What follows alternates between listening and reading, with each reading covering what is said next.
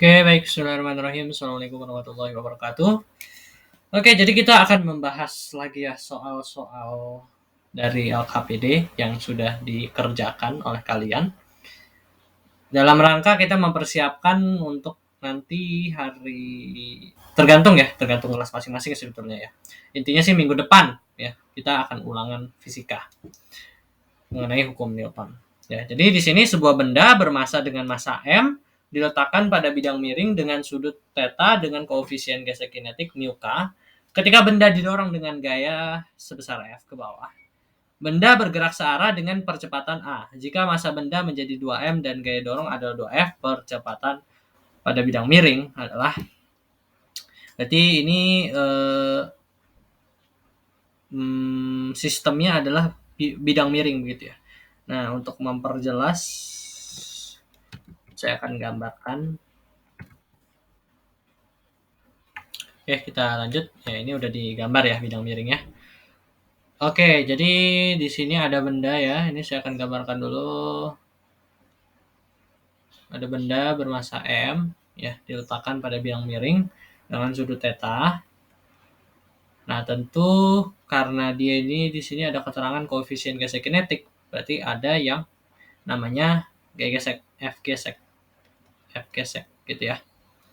Nah, ini ada juga F ke bawah, arahnya ke bawah. Ini F nih. Dia bergerak ke bawah dengan percepatan A. Sini A. Nah, di sini ditanya, kalau misalkan nih, massa benda menjadi 2M dan gaya dorong menjadi 2F. Nah, percepatan pada bidang miring adalah, nah di sini berarti yang kita harus cari pertama adalah percepatan benda pada saat belum dirubah. Itu berapa? Maksudnya adalah kalau misalkan massanya itu masih M dan F dan gaya dorongnya masih F. Jadi belum diubah menjadi 2M dan 2F. Itu berapa nilainya begitu. Dan memang karena di sini tidak ada angkanya, jadi kita pakai variabel. Nah, sekarang kita tentukan dulu berapa nilai A-nya. Oke, ya. Nah, di sini yang kita tinjau adalah sumbu X. Ya, yang kita tinjau adalah sumbu X gitu ya. Mungkin sebelum kita mencari dulu ya, kita mencari dulu percepatannya berapa, kita uraikan dulu gaya-gaya yang bekerja. Di sini ada W. Dan W ini bisa kita uraikan lagi menjadi di sini, mungkin di sini kali ya. Di sini ada W sin theta dan di sini ada W cos theta. Dan di sini ada gaya normal juga ya. Di sini ada gaya normal gitu. Oke, sekarang kita mulai mengerjakan. Nah, ini mungkin agak sedikit rumit, tapi saya yakin kalau misalkan sudah mengerti gitu, sebetulnya gampang. Oke, kita jawab ya. Kita tinjaunya dari sumbu X. Kenapa? Karena sumbu X lah yang bergerak gitu. Karena kan dia berubahnya secara posisinya, bukan secara ketinggian ya kan. Kalau ketinggian kan tetap segini aja ya. Ya walaupun mungkin ada yang berpendapat kan turun dia dari yang awalnya di atas terus makin ke bawah. Ya memang mungkin secara intuisi seperti itu, tapi memang secara teknisnya ya, secara benarnya gitulah, mohon maaf nih. Cara benarnya itu dia tidak bergerak secara ketinggiannya gitu. Karena di sini sumbu X dan sumbu Y-nya berbeda. Kalau sumbu X biasa kan kayak begini ya. Sumbu Y yang biasa kan kayak gini. Ini X. Ini sumbu Y. Tapi kalau di sini berbeda. Ini sumbu X ya. Sebidang dengan bidang miringnya. Ini X. Dan Y ini kayak gini. Y-nya kayak gini. Ya. Y-nya kayak gini. Set gitu. Jadi bukan kayak gini. Agak berbeda ya. Memang agak berbeda karena ini bidang miring gitu ya. Nah, kita tinjaunya sekarang dari sumbu X-nya. Dari sumbu X kita lihat gaya-gaya yang bekerja apa aja. Ada F, ada W sin theta, dan ada F gesek. Berarti kan kita di sini karena dia bendanya bergerak, kita pakai sigma F sama dengan MA. Karena ini kita tinjau sumbu X, maka sigma Fx sama dengan MA. Berarti di sini kan kita tuliskan ya, F dan W sin theta itu searah, jadi kita tuliskan kayak begini, F plus W sin theta, karena F gesek berlawanan arah, jadinya F gesek sama dengan MA. Nah, ada lagi nggak ini yang bisa kita uraikan? Ada, W ini bisa jadi MG sin theta min F gesek, itu bisa kita uraikan menjadi mu K dikali dengan N sama dengan MA. Apakah N bisa kita uraikan lagi? Bisa. F plus MG sin theta min mu K. N-nya di sini, kita lihat di sini. N ini dia N ini kan di sumbu Y ya. Nah, N ini di sumbu Y, apalagi nih yang gaya-gaya yang bekerja pada sumbu Y? Ada W cos theta. Nah, berarti karena hanya ada W cos theta, langsung bisa kita simpulkan bahwa N itu sama dengan W cos theta nilainya. Jadi, N ini bisa kita ganti dengan W cos theta. W cos theta sama dengan MA. Nah, W ini juga bisa kita uraikan lagi ya menjadi MG sin theta min mu K kali MG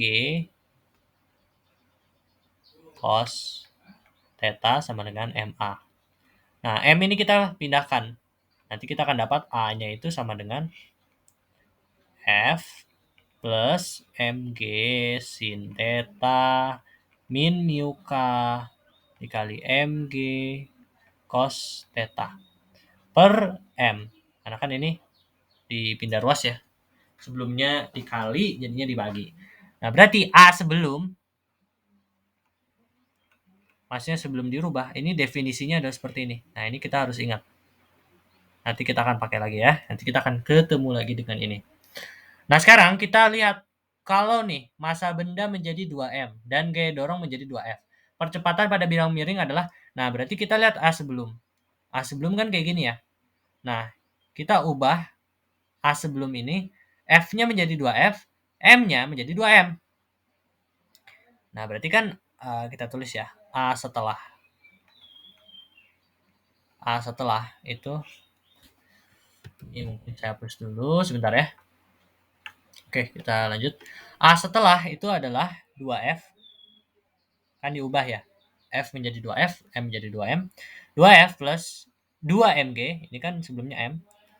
2MG sin theta min mu K dikali M-nya jadi 2M kali G dikali cos theta per M-nya di sini juga jadi 2M. Nah, kita ingat-ingat lagi sifat distribusi matematika. Bahwa kalau misalkan nih ada 2 dikali 5 ditambah 2 dikali 7, ini sama saja dengan 2 dalam kurung 5 plus 7. Nah, ini adalah sifat distribusi matematika. Sebenarnya kan sama ya. Ini kan 2 kali 5, 10. 2 kali 7, 14. 10 tambah 14, 24. Nah, di sini juga sama. 5 plus 7 adalah 12. 12 kali 2, 24 juga kan. Nah, itu jadi itu sifat distribusi matematika. Jadi dilihat yang paling sering muncul dalam angkanya itu, dalam persamaannya ini, dalam equation-nya itu apa? Di sini kan angka 2 ya yang paling sering muncul. Jadi yang dikeluarkan tuh 2. Nah, sisanya masuk ke dalam. Nah, ini sama, kita juga bisa terapkan hal tersebut ke soal ini. Nah, di sini kita lihat angka mana yang muncul di setiap equation. Di 2F ada muncul apa? Ada muncul 2. Di 2M G sin theta ada juga muncul 2. Di mu K dikali 2M dikali G dikali cos theta itu juga muncul 2. Berarti 2 yang kita keluarin. Berarti jadinya 2 dalam kurung F plus 2 ini kan keluar ya, jadinya tinggal MG sin theta min mu K, M-nya kan ini keluar jadinya M aja, M G cos theta per 2M. Nah, bisa kita coret ini. Kan 2M ini sama aja kayak 2 kali M. Jadi ini sama 2 ini yang di atas sama 2 yang di bawah bisa kita coret. Berarti jadinya A setelah itu adalah 2 sorry, jadinya F plus MG dari sin theta min mu K M G cos theta per M gitu. Nah, oke, berarti A setelah itu, sorry ini dipindahin dulu. Kita lanjut ya. Nah, jadi A setelah itu nilainya kayak gini, F plus MG dikali sin theta dikurang mu K dikali MG cos theta dibagi M. Nah, kita lihat definisinya. Kita lihat nilai A sebelum. Nilai A sebelum itu F plus MG sin theta dikurang mu K dikali MG cos theta dibagi M. Oh, ternyata A setelah juga nilainya sama loh kayak gitu. Jadi berarti dapat kita simpulkan A sebelum itu sama dengan A setelah. Berarti nilainya A juga ya.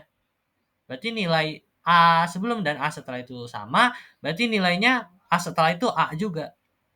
Kan A sebelum itu nilainya katakanlah kita asumsikan sebagai A. Akselerasinya itu kita lambangkan dengan A. Nah, A setelah itu juga nilainya sama. Berarti dia nilainya AA juga dong. A juga dong. Maka nilainya setelah dirubah pun dia nilainya tetap A. Berarti berapa nilainya dari akselerasi kalau diubah menjadi masanya 2M dan gaya dorongnya 2F? Nilainya tetap A juga gitu. Jadi sebetulnya gampang kan ya, tinggal kita melakukan deduksi matematika sedikit aja. Nah, kita bisa dapatkan hasilnya. Begitu ya. Mungkin memang ini agak panjang pembahasan soalnya biar kalian mengerti juga nih bagaimana sih kita mendapatkan hasilnya seperti itu. Gitu. Oke. Ya, sekian pembahasan soal dari saya. Terima kasih. Assalamualaikum warahmatullahi wabarakatuh. Sukses semuanya.